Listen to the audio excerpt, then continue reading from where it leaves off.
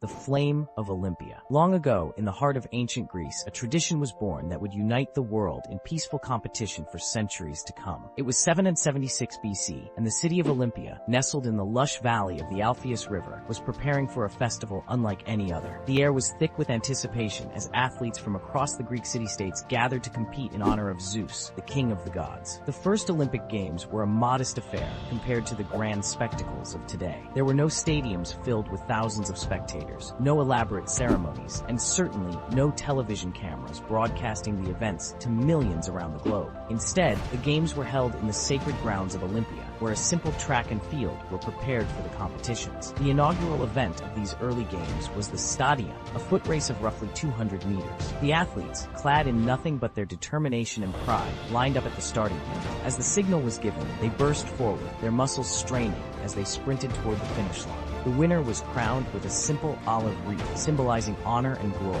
not just for himself, but for his city-state. Over time, the Olympic Games grew in prestige and scale. New events were added, including wrestling, boxing, and the pentathlon, which tested the all-around abilities of the athletes in running, jumping, discus, javelin, and wrestling. The Games became a showcase of physical prowess, a celebration of human potential, and a unifying force in a land often divided by war. Every 4 years, during the sacred truce known as the Ekecheria, all conflicts between the city-states ceased, and warriors laid down their arms to participate in or witness the Games. The truce was a powerful reminder of the ideals of peace and unity that the Olympics represented. For a brief moment in time, enemies became rivals on the track rather than on the battlefield, competing not for conquest but for honor. The Olympics continued to thrive for nearly 12 centuries, with each edition of the Games reinforcing the bonds between the Greek city-states. But as the Roman Empire expanded its influence over Greece, the nature of the Games began to change. The spirit of competition and athletic excellence was overshadowed by the growing influence of Roman entertainment,